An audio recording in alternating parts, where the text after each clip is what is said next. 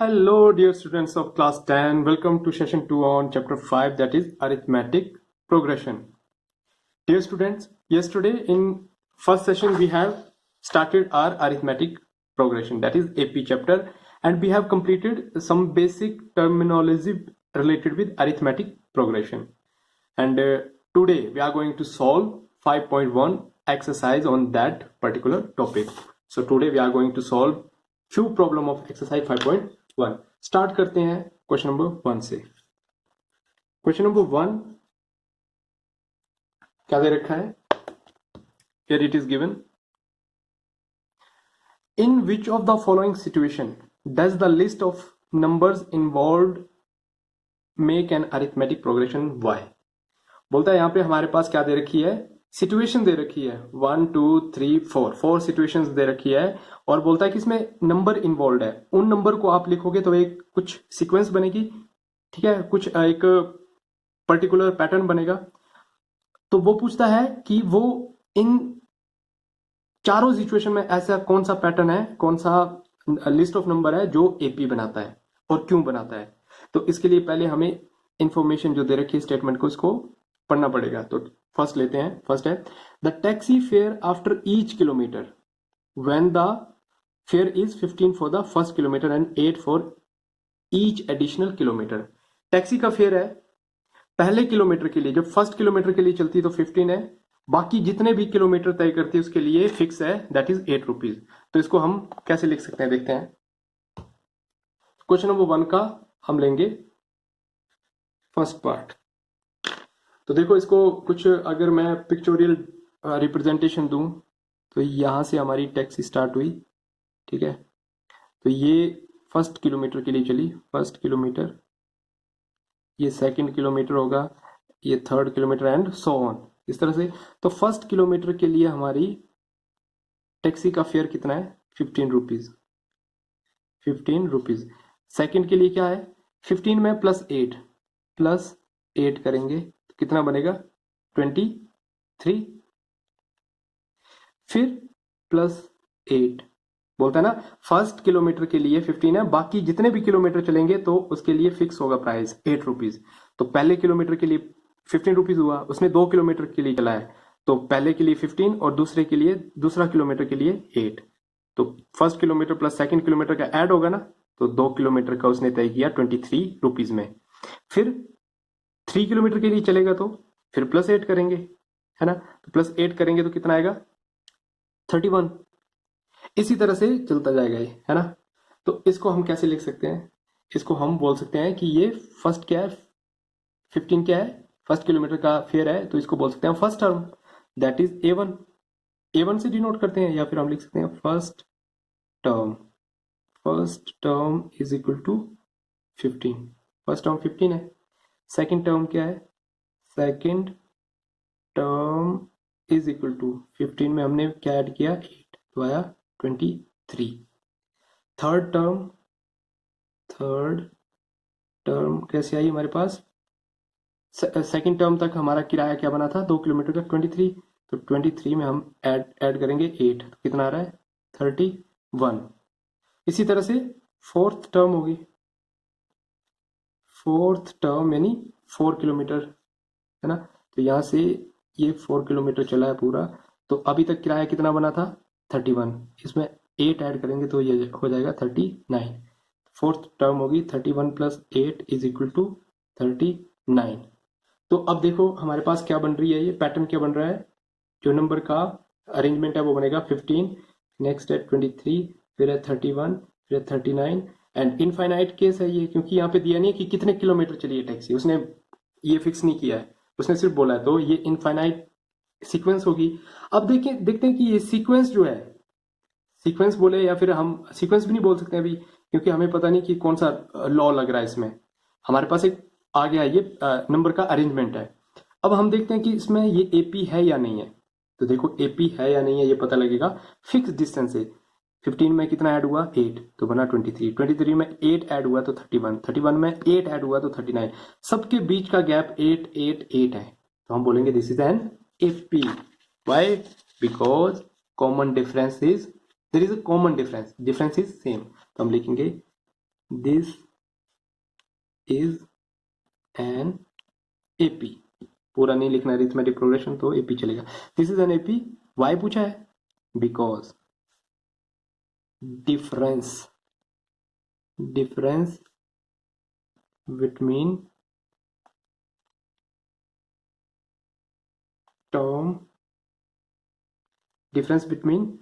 terms from preceding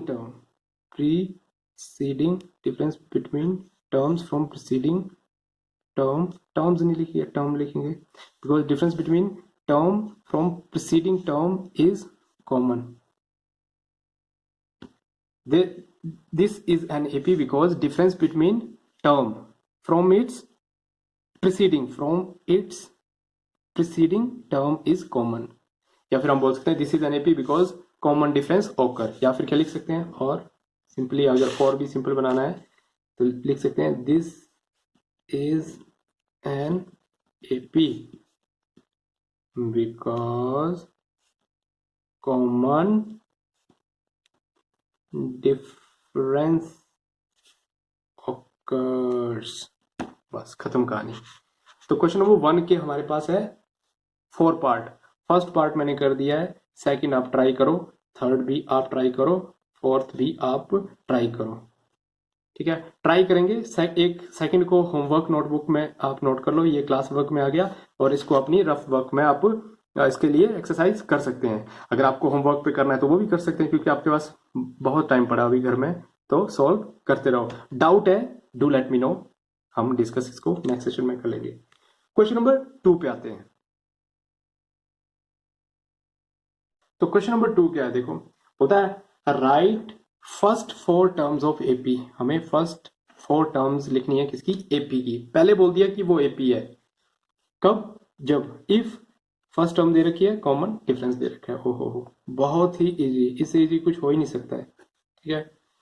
तो here a is equal to 10, d is equal to 10, common difference और first term दे रखी है।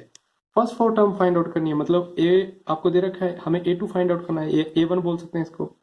a2 क्या होता है, फर्स्ट में d ऐड करते हैं, है ना, क्या है a1 a2 a3, ये रफ है, रफ ओके, इसको ऐसे फेयर मत कर देना, a4 एंड सो ऑन। हमें a4 तक फाइंड आउट करना, मतलब इसने फाइनाइट कर दिया, ऐसे नहीं लगाएंगे हम, फाइनाइट कर दिया। तो a1 तो हमें दे रखा है 10 है। a2 कैसे फाइंड आउट करते हैं, a2 कब आता है, जब हम फर्स्ट टर्म में d ऐड करते हैं, इसमें हम d ऐड करते हैं तो सेकंड टर्म आती है। फिर थर्ड टर्म कब आती है, जब a2 में हम क्या करते हैं, d ऐड करते हैं, तो थर्ड। फोर्थ कब आती है, जब थर्ड में d ऐड करते हैं, तो d ऐड करते चलेंगे पिछली टर्म में, तो अगली टर्म आती जाएगी। तो a2 कब आया, a में d ऐड किया, a था 10 d था 10, तो a2 बन गया 10। इसी तरह से a3 कब आएगा, जब करेंगे a2 में, या a लिखो या a1 को हम a भी लिखते हैं, a का मतलब है फर्स्ट टर्म में, या फिर a1 भी कर सकते हैं, इसको कंफ्यूजन आ रही है तो। अदरवाइज a का मतलब ही फर्स्ट टर्म है, a2 a3 एंड इसी तरह से a4 आएगा। तो a3 कैसे होगा, a3 होगा जब a2 में d ऐड करेंगे। a4 कब आएगा, जब a3 में d ऐड करेंगे, है ना। तो a2 क्या आया, a2 आया यहाँ से, सॉरी ये 10 + 10 20 हो गया, 10 लिख दिया, 6 20। a2 आया 20 में d ऐड किया 10, तो ये हो गया 30। फिर नेक्स्ट a3 आ चुका है 30, तो 30 में फिर d 10 ऐड किया तो 40। तो फर्स्ट सेकंड थर्ड फोर्थ आ चुकी टर्म, तो हम लिखेंगे first 4 terms of AP are, कौन कौन सी, 10 20 30 40। दिस इज आंसर, बिल्कुल एब्सोल्युटली इजी है ना। तो क्वेश्चन नंबर 2 के भी हमारे पास यहाँ पे बहुत सारे पार्ट है, कितने हैं, 5 पार्ट है। तो सेकंड से लेके 5th पार्ट को भी आप सॉल्व कर दो। एक पार्ट को अपनी होमवर्क नोटबुक पे लिख दो, भले ही सबको लिख दो, पर इसको सॉल्व कर दो। कोई कंफ्यूजन है तो पूछो, कंफ्यूजन तो है ही नहीं इसमें, बिल्कुल इजी है। आते हैं क्वेश्चन नंबर 3 पे। क्वेश्चन नंबर 3 है, देखो फॉर द फॉलोइंग एपीज, यहाँ पे हमें एपीज दे रखी है, एपी दे रखी है, बहुत सारी अरिथमेटिक प्रोग्रेशन है, उसमें से हमने एक ली है। बोलता है right first term and common difference. हमने जो प्रीवियस क्वेश्चन किया था उसमें हमें क्या दे रखा था, उसमें हमें फर्स्ट टर्म और कॉमन डिफरेंस दे रखा था, हमें उसे एपी फॉर्म करनी थी। बट यहाँ पे एपी दे रखी है, यहाँ से हमें फर्स्ट टर्म और कॉमन डिफरेंस फाइंड आउट करना है। ये तो उससे भी इजी है ना।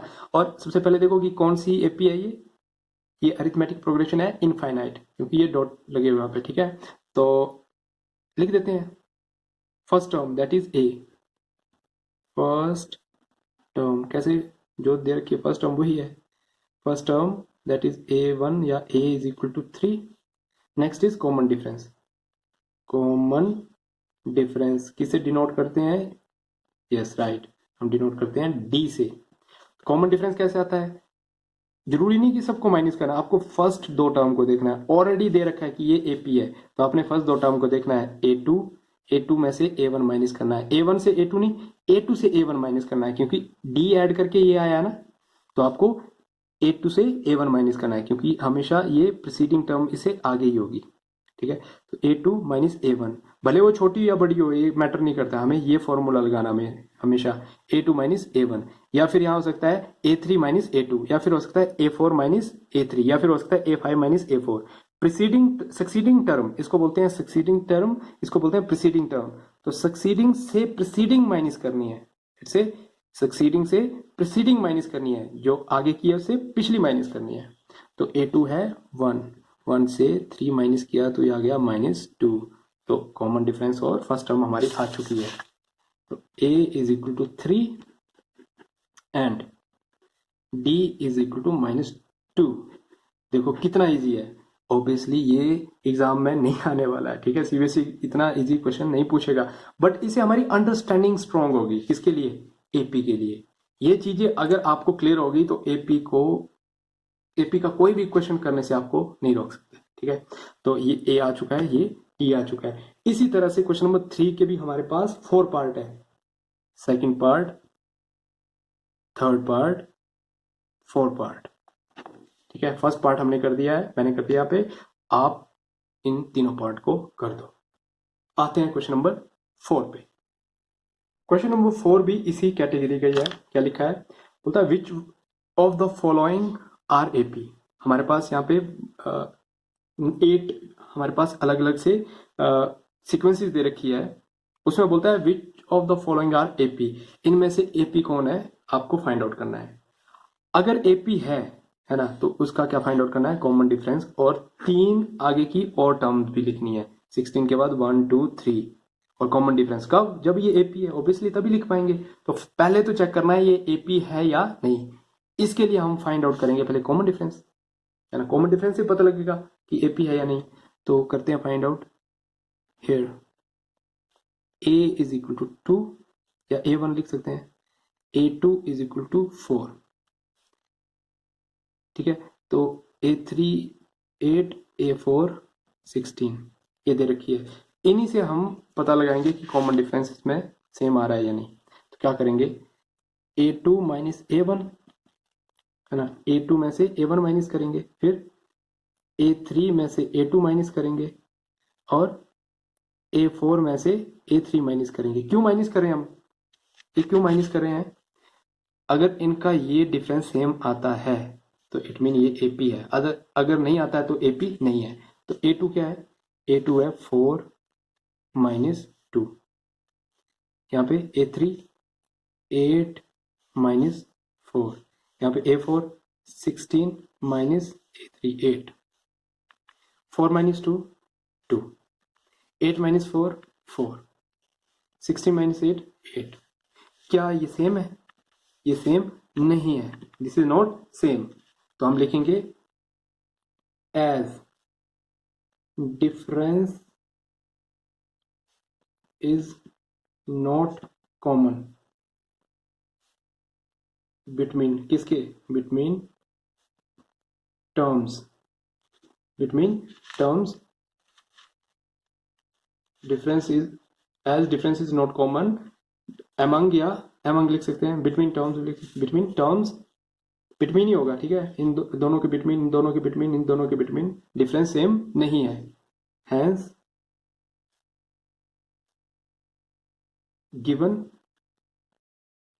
Given sequence